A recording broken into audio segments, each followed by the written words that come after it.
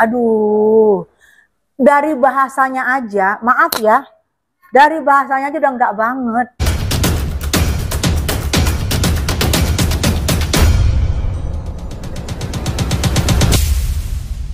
Soal percakapan yang tersebar ya, aku ngelihatnya part 1, part 2, part 3 sampai part 3.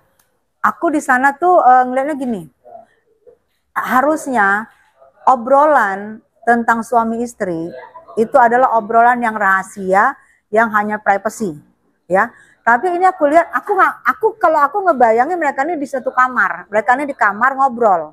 Karena ngobrolnya bukan marah-marah, bukan apa, tapi kayak misalnya kayak Paula, jangan dong sayang, jangan dong kan gitu ya.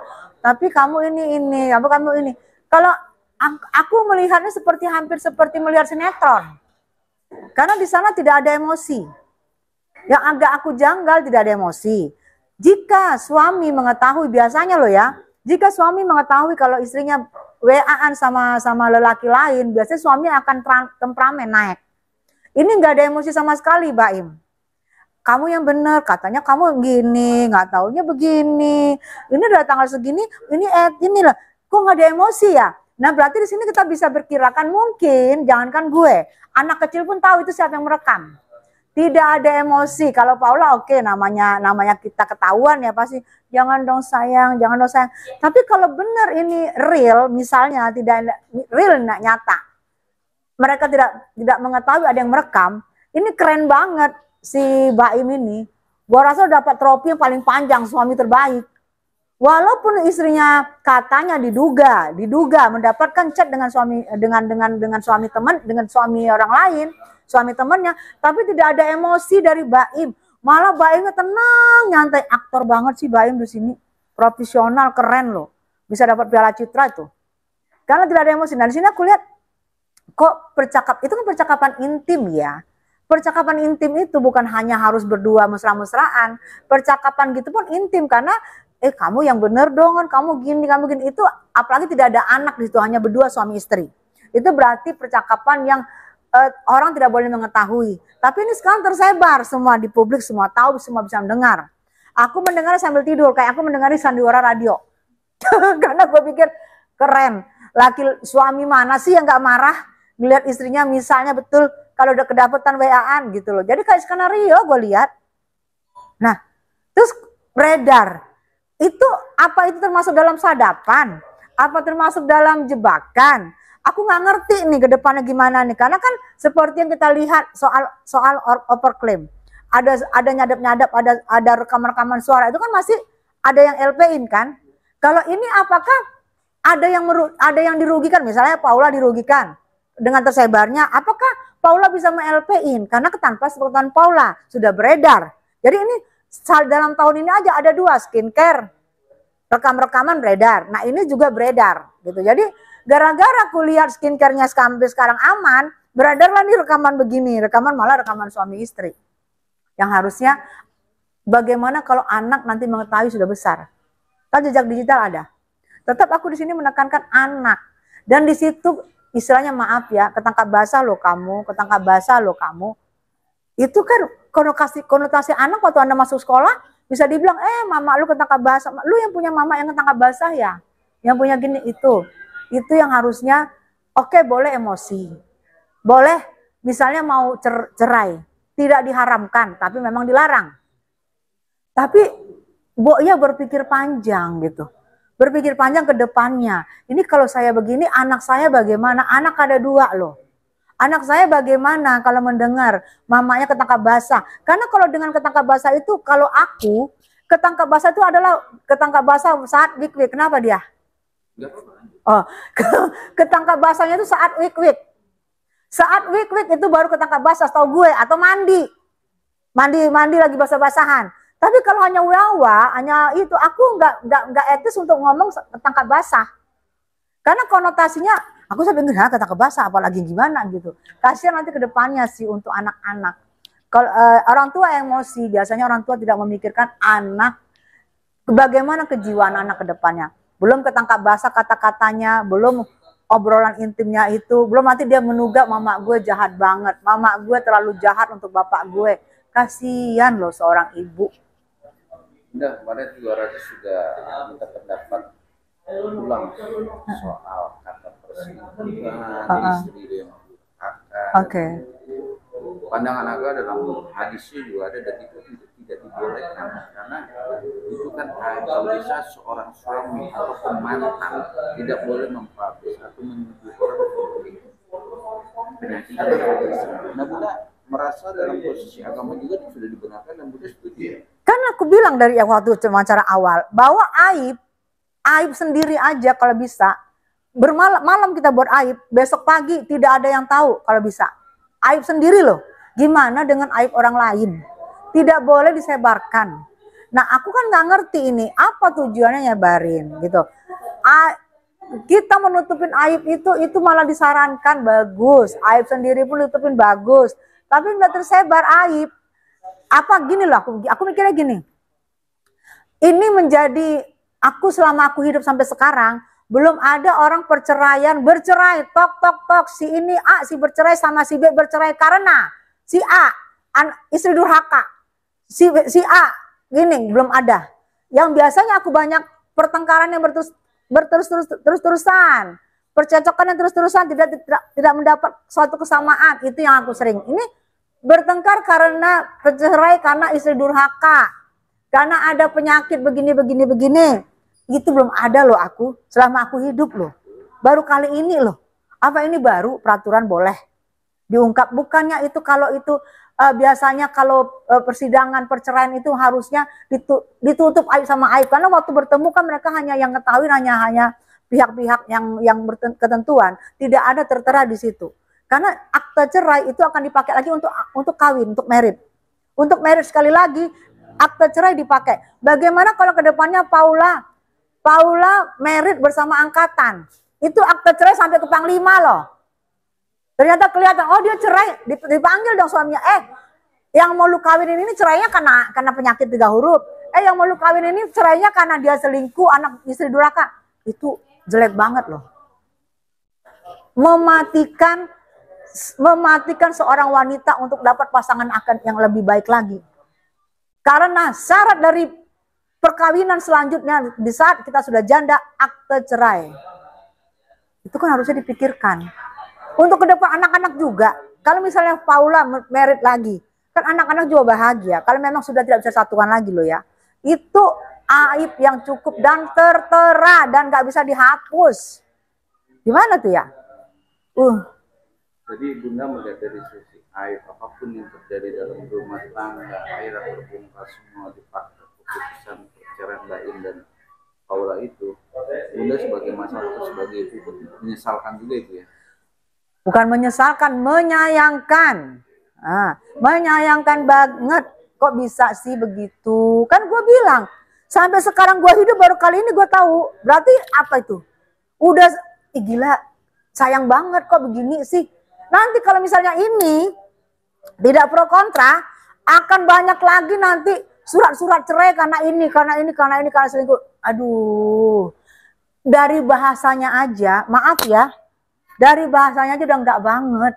Belum lagi nanti ke depannya, misalnya anaknya dapat akte cerai mamanya, ketahuan dibaca, apa enggak itu mama jelek banget seumur hidup sama anaknya. Lu nyerahin bapak gue karena lu begini coba. Bagaimanapun juga itu, aduh, harusnya saya mohon, harusnya itu enggak terjadi, gitu. Dilarang lah, aib sendiri aja malam kejadian, besok pagi kita nggak boleh ngasih aib ke orang, apalagi aib orang lain. Tutuplah aibmu, gitu loh. Jangan bangga dengan aibmu, tutup. Kan udah dihimbau sama agama. Apalagi kan Paula juga berstatement di podcast bahwa dia juga sedang belajar agama, apa sih arti yang tidak boleh dekatan sama orang lain, apalagi dia masih baru berhijab dan baru ngaji pengajian itu juga harus laki juga suami juga mengerti ya dengan harusnya didukung sama suami. Di saat istri, ya mudah-mudahan ya, di saat istri berubah pengen lebih baik, pengen menjadi istri yang soleha, harusnya suami mendukung ya. Karena bagaimanapun juga misal dulu aku berhijab, suamiku bilang kita nasional aja mam, oke? Kata suamiku kita nasional aja mam. Itu kan bisa diberitahu kalau memang nggak suka. Kalau istri kita berhijab, bisa diberitahu. Ini di saat istri menuju jalannya untuk menuju soleha, harusnya bangga. Suami dimanapun harusnya bangga. Kalaupun misalnya nggak suka, kan bisa diomongin baik-baik, bukan jalan cerai. Bukan untung aja saya bercerai karena hijab, kan itu lebih parah. Ini untung loh. Ini menurut saya loh, kan itu jauh lebih parah gitu loh. Kalau memang nggak suka, lebih bagus diomongin. Misalnya aku lebih suka ngeliat kamu nasional aja deh kalau suami aku. Kan di rumah juga kita bisa seksi-seksi. Kan kita di luar doang pakai itunya, hijabnya, benar nggak? Tapi karena kami dulu kan masih ikut upacara-upacara, oke lah saya pikirkan. Tapi kalau Paula kan bisa di rumah bisa seksi. Kalau misal, tapi kayaknya sih nggak itu.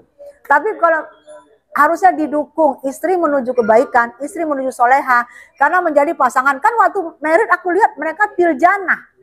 Semboyannya apa tuh bakpao ya? Bakpao tiljana. Ayo sekarang gue tuntut, mana bakpao tiljana? Di saat istri mau menuju kebaikan, mau menuju soleha, mana tiljanahnya? Coba mana? Aku netizen loh. Aku ngebaca, aku melihat, aku wajib, aku berhak untuk menuntut. Mana tiljanah yang kalian omongin? Pao apa sih bakpao tiljana mana? Gitu loh. Nanti kan itu bisa dengan pembohong. Kalau misalnya nih ya, kita ngomong kan pembohongan publik. Katanya tiljana. Giliran istrinya mau soleha malah cermai-cermai. Jangan baper, ini omongan mak-mak. Jadi Ibu, Iya. kasusnya A, B, C, D juga ada perkara juga ditangkap kata ibu yang punya anak. Iya, gue emak-emak, gue punya anak, gue seorang istri. Kalau gue digituin gimana gitu loh. Gue tetap loh, masalah Nikita Mirjani, gue seorang emak yang punya anak perempuan juga, anak gadis. Ada anak kecil, ibu tunggal, gue pernah jadi ibu tunggal juga. Masalah sekarang gue juga seorang istri gitu loh. Kalau misalnya percakapan gue di tempat tidur sama suami gue beredar, kan malu banget gitu loh. Ya iyalah. Kayak sandiwara radio, gue dengarnya sambil tidur. Tapi kalau untuk pembuktian bahwa netizen prasangka buruk dan akhirnya dia posisi. Ya, kita public figure. Apapun diomongin netizen berhak ngomong. Karena kita sudah muncul di publik. Kita sudah wajib dinilai sama netizen. Kita tidak perlu menutup mulut netizen. Oh, kita harus menutup mulut netizen, itu kita harus share-share gitu, rahasia-rahasia pribadi. Kan nggak begitu, bos. Untuk pembuktian bahwa selama ini kan, oh anak. Apa yang harus dibuktikan? Pikir dong anak ke depannya, mentalnya anak. Kalau hanya memikirkan netizen, mental anak nggak dipikir ke depan. Gue hajar nih. Ya kan mau nutup mulut netizen supaya pencitraan baik di depan netizen kan, supaya bagus di depan netizen kan. Itu pasti intinya membuktikan aja. Iya, untuk membuktikan. Tujuannya membuktikan apa? Lu salah netizen, buktinya begini, supaya pencitraan dong. Itu Maksudnya aku, kan? Oh aku begini loh, nggak begitu seperti kalian tuduh. Aku nggak mau disalahin, aku begini. Kan berarti itu apa? Mau menutup mulut netizen kan? Nggak perlu. Udah kalau lu nggak mau netizen berkata jelek buat lu, lah apa kabar gue yang semua haters? Lu jangan muncul di depan publik. Karena bagaimanapun lu muncul, lu udah miliknya netizen. Netizen mau ngomong apa ya udah ikutin aja. Juga kan kami ini si B ini kan bilang bahwa anaknya ya asuh nggak boleh main ke apa sama ibunya, nggak boleh gitu. Tapi buktinya kan pasti ada video beredar itu ibunya mau datang dan emang anaknya kagak mau, gimana Bu? Akhirnya dipublish. Itu salah nggak Bu? Anak nggak mau, anak itu namanya anak kecil. Dia sehari namanya anak kecil ya. Dia di mana dia sehari-hari di situ udah lengket. Kalau sehari nggak, 2 hari nggak ketemu aja dia akan agak merasa jauh. Tapi begitu dia akan dekat lagi, dia akan lengket lagi. Itu sifatnya anak, bukan berarti itu ibu tidak bagus untuk anak. Namanya sifat anak. Dia kan bermain mata. Apa yang dia lihat sehari-hari.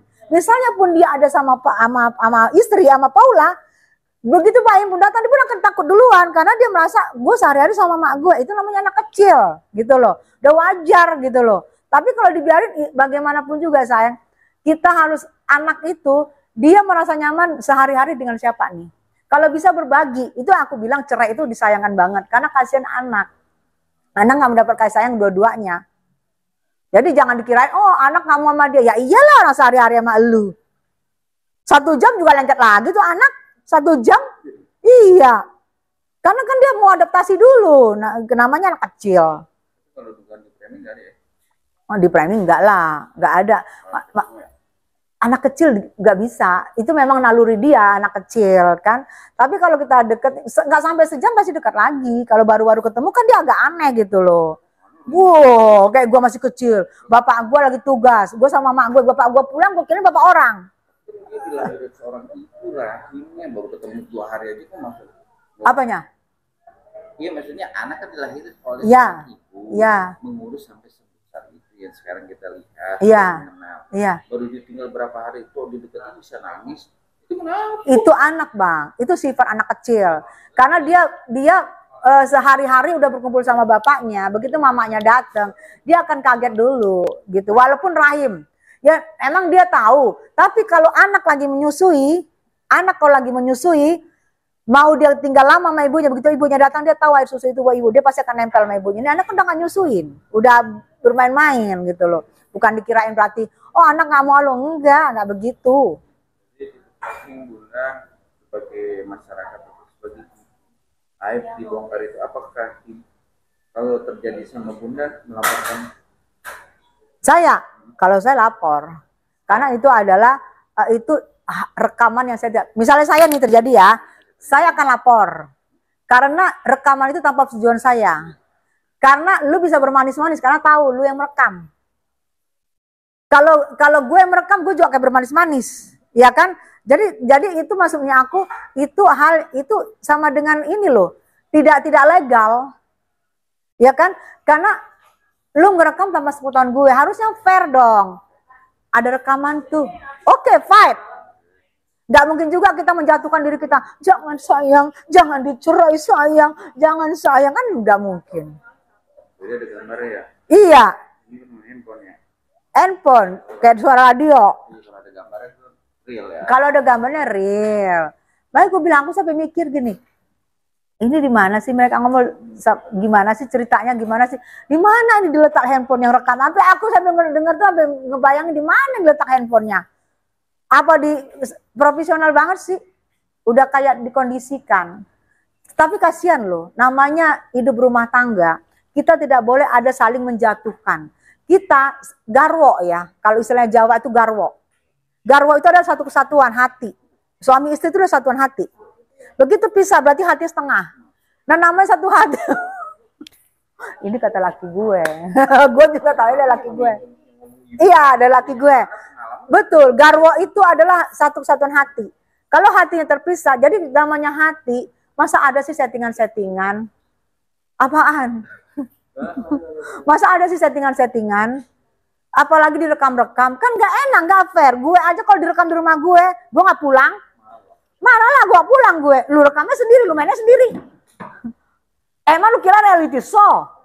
Tapi kalau merekam dugaan untuk membuktikan bahwa lu bener nih selingkuh, Bunda gimana melakukannya?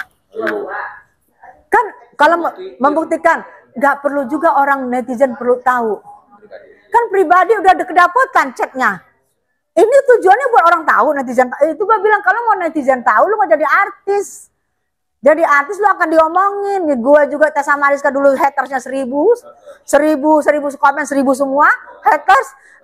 Resiko menjadi public figure, dikomenin mau bener mau nggak, jangan disanjung mulu guys. Kalau disanjung mulu, lu itu malaikat. Secara manusia itu adalah pertengahan, makhluk pertengahan. Malaikat tidak pernah salah, manusia salah benar, iblis salah mulu. Nah kita tuh tengah-tengah.